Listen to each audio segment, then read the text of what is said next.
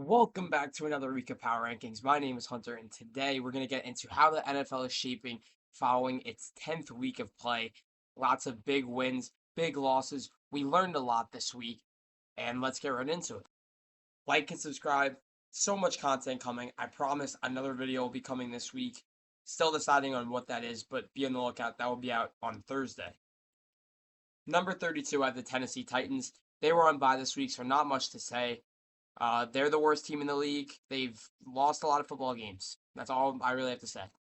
Number 31, I have the Cleveland Browns. They dropped 3 spots. They lose to the Jets in pathetic fashion. Dylan Gabriel is really not the quarterback for this Cleveland team.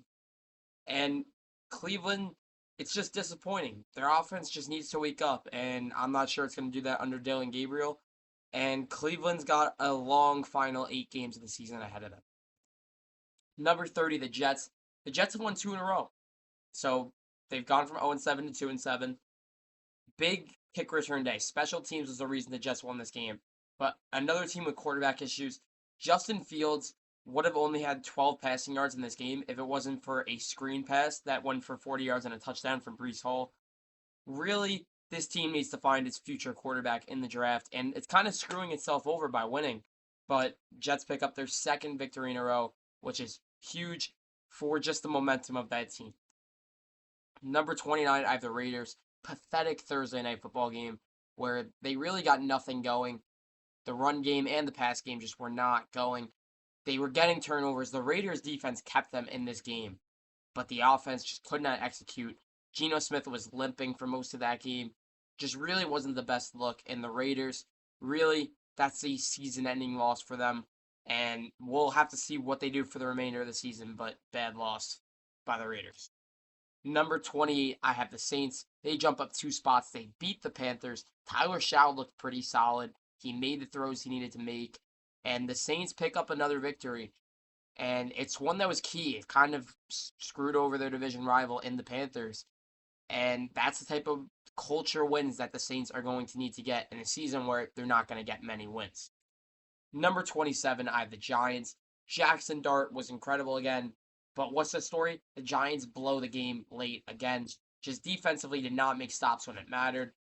And Jackson Dart's throwing himself into concussion protocol every single game. Once he learns to go down, that he will be, no doubt, really, really good. But when he left this game, it kind of took the air out of the sails for the Giants, and that's why they dropped to 2-8 on the season. Cincinnati was on bye, but big news for them. Joe Burrow is back at practice. We'll see where that goes. He really wasn't the biggest issue. The issue is their defense. They have a big game against the Steelers. They need to win that game, otherwise their season will be over. So can Cincinnati's defense come up with a big game on Sunday? That's the question. Number 25, I have the Washington Commanders. They jump down 1 spot. They're 3-7 on the year. Really a lost season just due to injuries. Injuries on both sides of the ball. Washington, really, I had them in the Super Bowl. They're a lot better than that. And 3-7 is just not what I expected from them at this point. Really just need to just get healthy and come back next season looking like how they did in 2024. Number 24, I have the Cowboys. They were on bye. The Cowboys, obviously, just are going to need to come out of the bye swinging if they want a chance to make the playoffs. They have the Raiders on Monday Night Football. That's an opportunity to pick up a big victory. Let's see if Dallas can do it. Number 23, I have the Cardinals. They got destroyed by the Seahawks. It wasn't even close. Jacoby Brissett, he looked great in the games before, was not good. He lost 2 fumbles early. That kind of they were out of it by the beginning of the second quarter. And just deleting all the progress they made in that Dallas game the week before. Number 22, I have the Dolphins. I moved them up 5 spots just because the teams that I moved down, I think Miami's playing a bit better than. Miami had their best game of the season. Devon Achane was great. Tua, turnovers, but he made the plays when it mattered. Defensively, just their best game of the year. And Miami, despite their 3-7 record, they're looking pretty solid these past few weeks after a pretty dreadful start. Number 21, I have the Atlanta Falcons, who lose in overtime to the Colts. Just a very close game where they looked pretty solid. And Atlanta, they're a very good team for 3-6. They're not as bad as their record says. Offensively, they're good. Defensively, they just couldn't stop the run. They let Jonathan Taylor run all over them, and that was the difference in this game. If Jonathan Taylor has even only half the game that he had, the Falcons win this game. So, a solid game from the Falcons, so I'm not moving them up or down. Number 20, I have the Carolina Panthers. They were not good.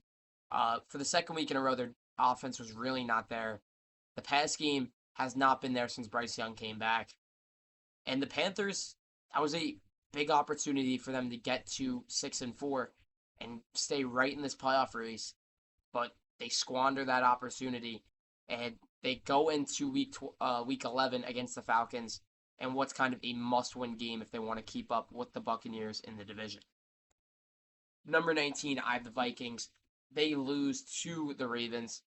Just they made a couple key mistakes in this game. They weren't too bad, but the Vikings just need to be playing a better brand of football, considering their whole division is only at 3 losses right now. Minnesota needs to take every win that they can get, and they weren't able to take that opportunity on Sunday, and they fall to 4-5. Number 18, I have the Jacksonville Jaguars, who blew the game. In the fourth quarter, they were up by 19 going into it, and they come out with a 26 points allowed in the fourth quarter. That's just inexcusable from the Jaguars, who are right in the middle of this playoff race.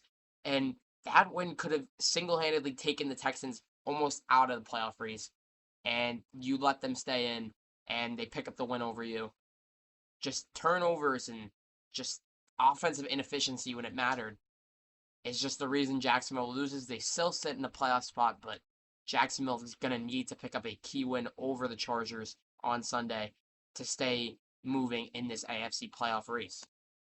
Speaking of the Texans, I moved them up 3 spots. Without CJ Stroud, it was just a gutsy win from the Texans. Defensively, they get that big pick six at the end that ices the game. Defensively, they shut the door when it mattered. And Davis Mills was great. Davis Mills played, he had a whole season where he started, and that would have been the best game of his career.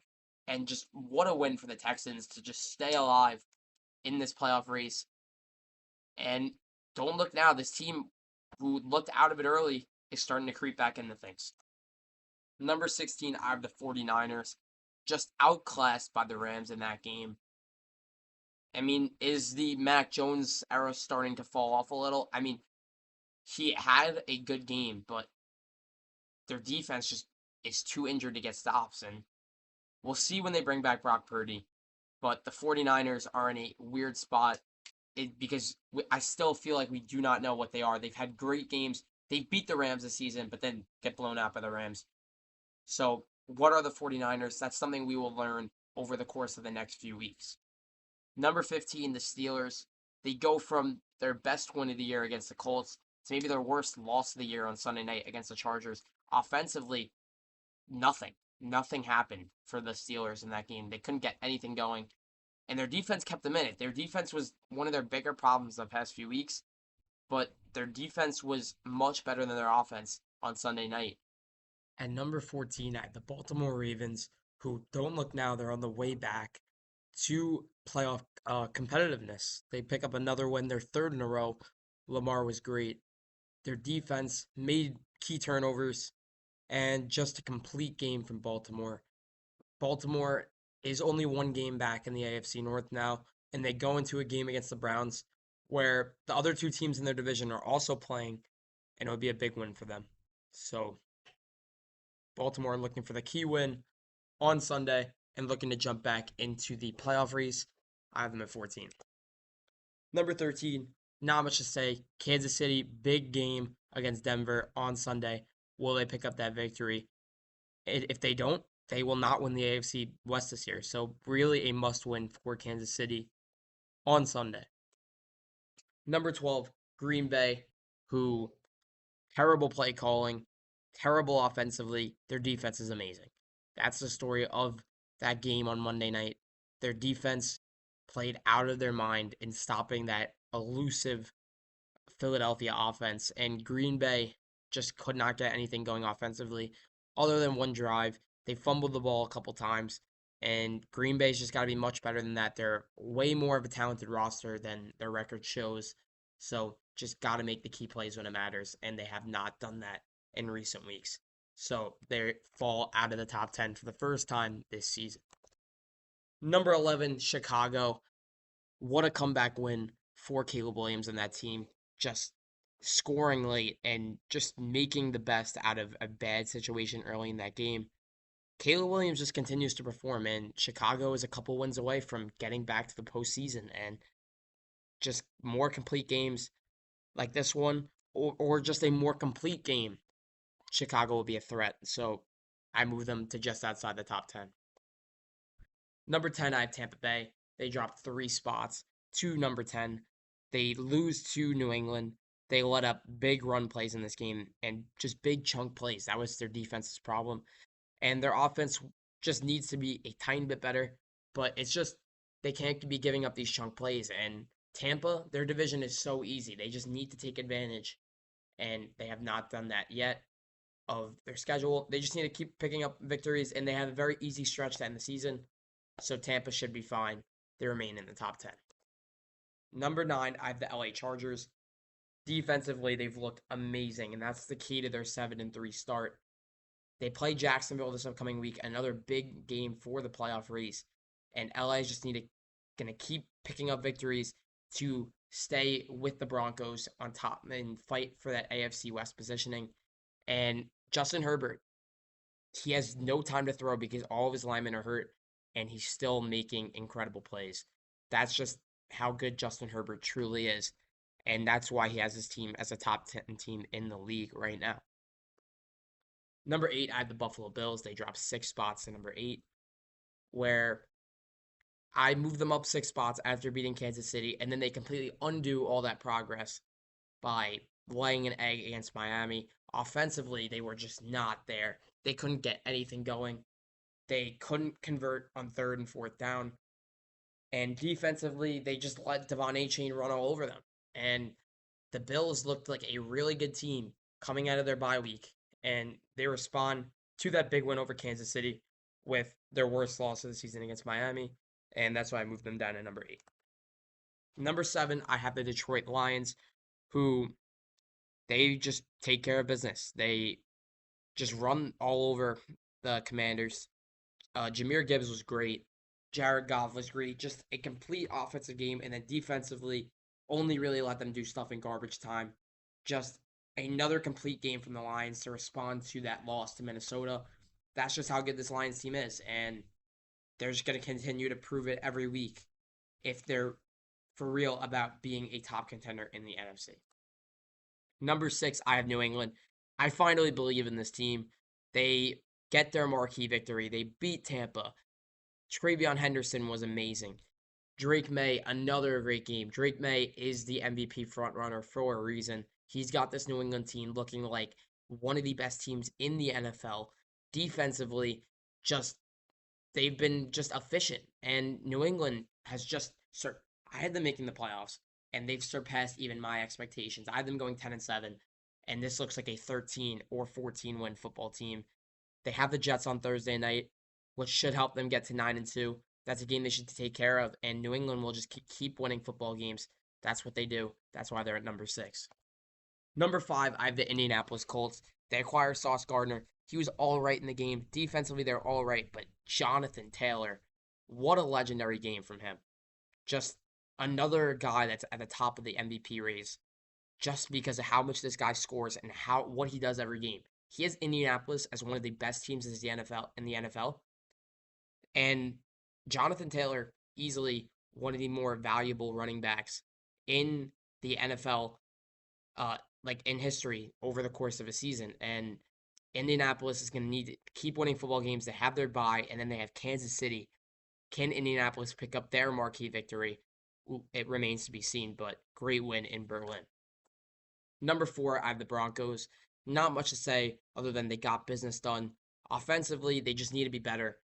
And going into their game against Kansas City, if they win this game, it does a lot for Denver this season. Just need a rebound from a bad game with probably their best game of the season. So Denver, Defensively, amazing. Offensively, not great, but their offense, if they play good, they should have no problem beating Kansas City. Number three, I have the Philadelphia Eagles. Same story with the Packers. Really, defense was great, offense wasn't, but just key defensive plays. They forced a lot of fumbles. Jalen Phillips was excellent in his Eagles debut. I moved them down 2 spots just because the 2 teams above them had convincing performances. But the Eagles continuing to look like a threat to go back to back. And with more offensive consistency, they will do just that. Number two, I have the Los Angeles Rams, who take care of business against the 49ers. Matthew Stafford with another amazing game since coming off their bye. He's just been excellent. And the Rams are looking really, really threatening. Defensively, they can fix some things, but offensively, this is probably one of the best offenses in the league at this point. And the Rams just need to take care of business. So they're at number two, but their divisional rival, the Seattle Seahawks, are at number one. They move up 3 spots. They destroyed Arizona. Jackson Smith and Jigba is the best receiver in the league. Sam Darnold's been a top 5 quarterback. Their run game is amazing. DeMarcus Lawrence, 2 touchdowns. Just destruction from the Seahawks, who look like the best team in the NFL. They've been amazing all season. And if they beat the Rams on Sunday, this team will be pretty convincingly the best team in the NFL. But going into this game, I have them as the best team in the NFL. It's their first week at number one, and we'll see if they can carry it on. But that's going to do it for this week's Power Rankings. Let me know if you disagree with any of my placements, and I will see you guys in my next video. Be on the lookout. It's coming on Thursday.